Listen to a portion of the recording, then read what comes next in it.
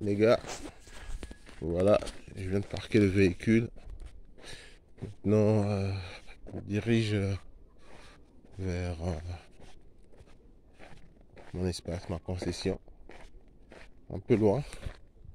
Je pense que ça ira. Alors, je pourrais faire plusieurs vidéos pour expliquer aussi les réalités des villages.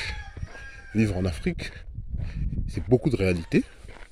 Mais je peux prendre progressivement quelques petites informations. Je vais découper en petites vidéos afin que vous puissiez suivre. Cela sera par thème. Prenons le premier thème. Employer une personne du village pour travailler chez vous. Personnellement, je ne veux pas vous encourager de faire cela. Parce que les personnes du village, normalement, ils sont un peu reculés. Et donc, ils voient la vie, c'est comme si c'était en ralenti. Tandis que ceux qui sont dans les villes, voient la vie en accéléré. Surtout ceux qui habitent dans les métropoles. Je vois Paris, je vois Canada, États-Unis, tout ça, New York. Ils vivent vraiment dans un système très accéléré. Pas comme les petites villes en Afrique, non. Là, on vit encore en mode ralenti, encore un tout petit peu en ralenti. Alors, les personnes qui sont dans le village ne voient pas la même chose, de la même manière que vous voyez. Vous avez suivi des études universitaires et vous voyez les choses en mode accéléré. Tandis que eux, en mode ralenti, ils sont en train de voir les choses. Et donc, lorsque vous voudrez accélérer le rythme, ils ne vont pas comprendre pourquoi est-ce que vous voudrez accélérer le rythme.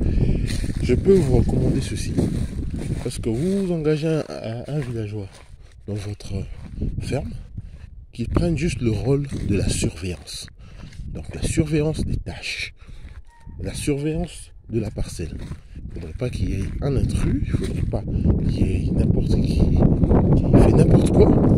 Lui, sa tâche, c'est juste être là, votre espion, bien votre gérant, non pas gérant, juste observateur. C'est juste la personne qui regarde si tout va bien dans votre parcelle. Parce qu'il n'a pas les compétences. Maintenant, comment vous allez comprendre pourquoi est-ce que on est en train de qualifier les gens. On dit non, telle personne, c'est un D6, une personne qui a étudié son 6e primaire. Telle personne, c'est un agent cadre. Oui, vous allez comprendre ça. Une personne qui n'a pas étudié, bon, désolé, tu n'as pas étudié, tu n'as pas le niveau de faire la gérance. Pas le niveau. C'est une personne qui a fait l'université. Oui, il pourra voir les choses encore plus accélérées. Et donc, une personne aussi qui vient d'un autre pays, il va aussi voir les choses encore plus accélérées que possible. Et donc, cherchez les gens de la ville pour gérer votre activité. Au vrai sens du mot, diriger les gens. Oui, quelqu'un de la ville et non un villageois. Si vous prenez un villageois, en tout cas, bienvenue les problèmes, bienvenue les mots. Vous allez voir de toutes les sortes. Ok. Prenons le deuxième thème. Okay. Le deuxième thème, celui que je dis, la concession se trouve en brousse. Quelle activité faire? Vous voulez mettre en valeur votre terrain. Quel est votre budget? Parce que c'est le budget qui va déterminer la mise en valeur. Il y a plusieurs manières de mettre en valeur. Vous pouvez mettre en valeur pratiquement en plantant. Vous pouvez mettre en valeur en construisant une maison. Vous pouvez mettre en valeur en louant votre espace à d'autres personnes. Et des gens, d'autres personnes viennent, ils commencent à cultiver. Et eux, ils vous donnent juste un petit montant à la fin de chaque mois. Donc vous allez louer à des villageois. Et les villageois, eux, ils viennent mettre en valeur votre terrain. Vous n'avez pas dépensé d'argent, vous allez juste dépenser pour l'acquisition du terrain. Mais du reste, les villageois mettent en valeur. Afin que vous ne puissiez pas perdre. Je ne sais pas si vous comprenez la raison pour laquelle il faut mettre en valeur. Oh, il y a des moustiques ici, il y a des mouches, je sais pas pour ça. Qu'est-ce qu'il y a? Bon, je suis en brousse, hein, comprenez. Alors, la raison pour laquelle il faut mettre en valeur, c'est pour ne pas perdre le terrain. Imaginez-vous, un peu, vous êtes dans cette brousse. Peut-être tu t'imagines pas, c'est un peu difficile parce que tu es en ville, tu es dans ta chambre, dans le salon. Quand on regarde cette vidéo, tu t'imagines pas la brousse, c'est quoi? C'est que il n'y a que des arbres. Des arbres. Et peut-être quelques petites bornes, comme ici.